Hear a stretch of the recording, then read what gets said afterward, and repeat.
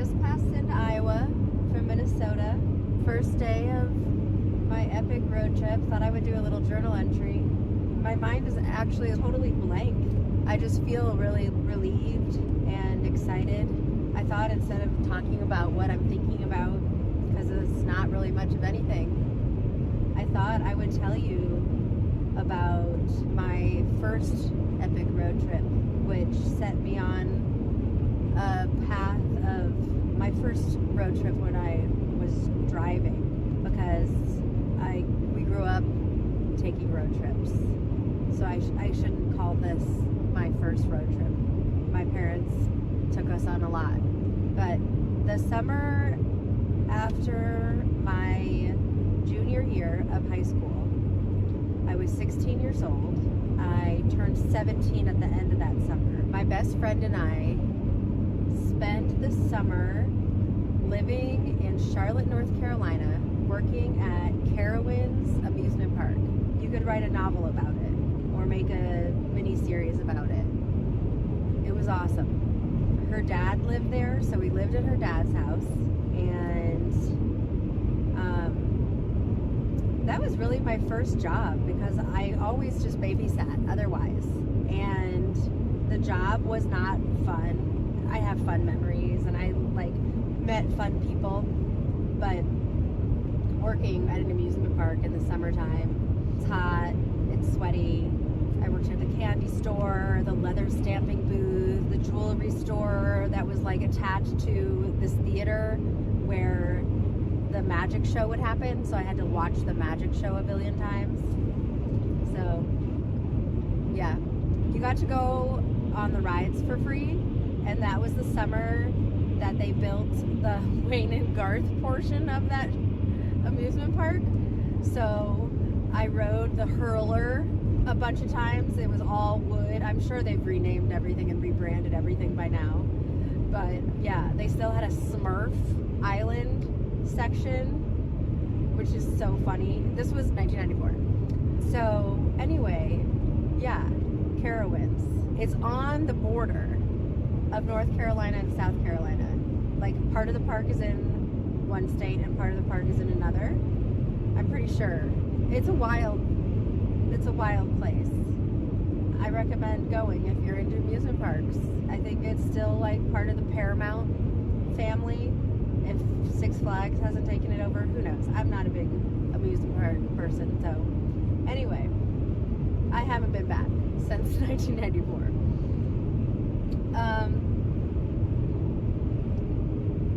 I got mad and quit on the spot one time, 2 weeks before we were supposed to be done with our jobs. So I had 2 weeks of not working while my friend finished out summer. She did not quit in a huff because she was assigned to an assignment that she didn't like. She had a better head on her shoulders. And she had also had jobs before like that. So she knew how to deal, I don't know, no, I do know how to deal with authority better now. Now, that was my first one. It was my car. My car was a 78 Volkswagen Bus, Transporter Type 2. It had been in our family since 1984, I want to say, soon after moving to Florida. So they replaced one bus from Illinois with another bus that had air conditioning. It was a step up. And then my older sister drove it, and then I drove it. Even my other older sister drove it for a second in there, but she had other cool cars. My dad and I had rehabbed it. He had junkyards and we found new hubcaps for it, and he paid to have it repainted, whatever colors I wanted, and I chose green and yellow, a Crayola box. Paid to have the seats reupholstered. It had seen better days. It was a 10 years old family bus. Anyway, it was awesome. I drove that thing all around. All of my friends rode. It was that I drove Claire to school Worth the next year. It was just super cool. And it's really awesome because I saved it ever since then. And when I moved away from the farm, I oldest sister had it shipped back down to Florida, and she rehabbed it back to like original. It is gorgeous. So this bus is like family heirloom treasure. So that's the bus that we were in. We had like painted the dashboard. It was just awesome, groovy. It's no wonder that people thought that I did drugs, because it looked like I did drugs with this car, but I didn't. So no cell phones. We were just good kids, and our parents trusted us that they were like, yeah, go on a road trip. 16-year-old girls. I guess my friend actually was 17. Was 17, I was 16. We slept in the bus most of the time. Sometimes we would go to campgrounds and put up a tent, but there was plenty of room in the bus. We would hit rivers and wash ourselves. It was just so cool. It was like fried green tomatoes. It was like just southern, like just. We went to Hot Springs, Arkansas. I remember we were at a campground there, and that's where I ran into this big blue school bus that had a family in it, and that kid was teaching himself Japanese, and I think that was my first hint of a family that was unschooling. I don't remember if they called it that. I don't know if I would have remembered that word, but it seemed like now, looking back, that's what they were doing, and I thought it was cool, living as though school didn't exist, basically. The world is your classroom. So just so many things happen, and at that age, it's just like, you're just so ready. It was a Montessori experience, for sure. We just talked to people, we took risks. So one of the things that, I don't know, I think Claire and I had talked about this in one of our episodes, but I don't know if we have released it yet. One of the things that I learned at the amusement park was that like amusement parks like do not care if people steal. So we went to Dollywood, to Graceland, lifted from those amusement parks, because I was like, I know they don't care. I mean, whatever, they care. I don't recommend doing it.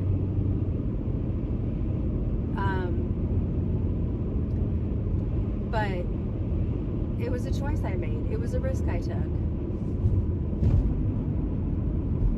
After a long summer of working at an amusement park, I stole this shirt that had faces of Elvis all over it, and Elvis photos like all over it, like completely covered. Stole it, didn't pay for it. At Dollywood, I stole these they're like mind puzzles, metal ones, like with horseshoes, like with chains, and you have to figure out how to like unhook things and like unhook pieces of things. That's what I stole at Dollywood. Anyway, so we went from Charlotte west through Arkansas, down through Texas. Our goal was to Mexico, which we did. We did not drive into Mexico. We parked and we walked across the border. We bought a newspaper in Mexico to prove that we went to Mexico, and then we just walked back. I don't think we did anything else or bought anything else in Mexico. Honestly, I feel like we were scared, but we did it. And I remember walking back on the bridge. It was Nuevo Laredo. Now I don't remember the story, but I feel like they stopped us and questioned us, and we're like, just walked into Mexico and just bought a newspaper. It seemed fishy, which it totally would be. And we were like, yeah, like we really just did that. Like, we got back in. Across Texas was the worst thing ever. All the way across Texas, my car got a flat tire. Hitchhiked to get somewhere I don't remember if we bought a new tire or we must have hitchhiked to a phone to call AAA. Yeah, you had to do that because there were no cell phones. So that's what we did. The whole trip, the whole summer, my starter was acting up. And we stopped on the way up actually to Charlotte and visited a friend from high school. This guy had helped me work on my buses. He was like a bus mechanic genius. He had several buses of his own, and we stopped and visited him in Georgia. And when I asked him about my starter, he was like, oh yeah, I'll show you how to get it going. So he just was like, yeah, just go under here and knock on it a few times and that should get it going. So basically that's what I was just doing all summer. Like anytime my car wouldn't start, I was just doing that. But no one told me like, if it's doing that, it means it's actually like braking. And eventually it's gonna stop working. And like, you're gonna go under and knock on it and it's not gonna start. Eventually that happened. It just wouldn't start at all. So, and that was in Lake Charles, Louisiana. These are all part of the adventure. These are the stories that make it fun. So, as Lake Charles, Louisiana, on the beach of the lake, and my car wouldn't start. And so we asked a beach volleyball team to push start my car for me, which they did. And we drove from there all the way to Tampa without turning my car off. I figured that was just the best solution, just so we wouldn't have to push start it again. Like, I could figure out how to like maybe park on a hill or something, but I was just like, I just don't want to turn it off at all. Just so gassed up, kept it running, just didn't turn the car off. 17 hours, kept it running. Didn't stop, didn't sleep, drove 17 hours. I wish I had a better memory so I could remember more of it. I think I kept a diary. I would totally go back. I would love to find my diary from that time and see what I was writing about. Some of my diaries from that summer, I know where some of those are, so maybe I could. So road trips are special to me, in my blood. Here I go again. I got Zeus. I got car full of bedding. Ate too much stuff. But my horoscope even said today, I don't know how to pronounce the word, asceticism. It basically means like minimalism, I think. I'm pretty sure that's what it means. Is another form of excess. And I was like, thank you. So I tend to overpack. I like to have choices. It's cold. It was only 11 degrees when I was packing the car.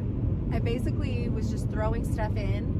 I've spent the last week packing and organizing, and my whole plan was to spend most of the nights sleeping in the car.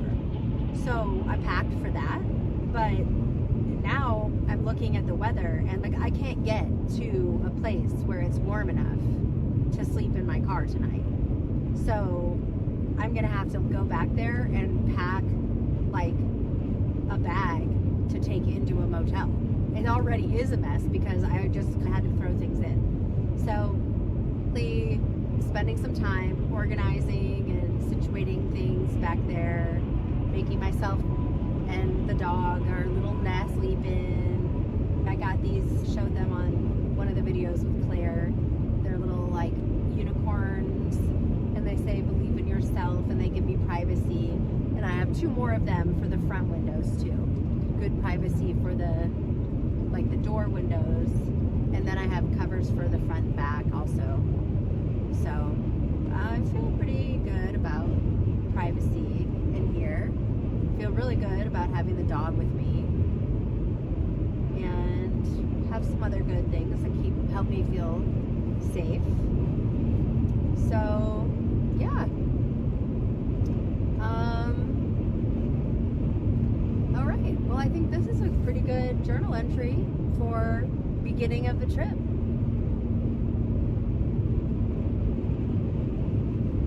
Free myself from past restrictions and do things I've never done before. Done road trips, but I'm going places I've never seen. And I see a rainbow right now. So that's a perfect way to say goodbye.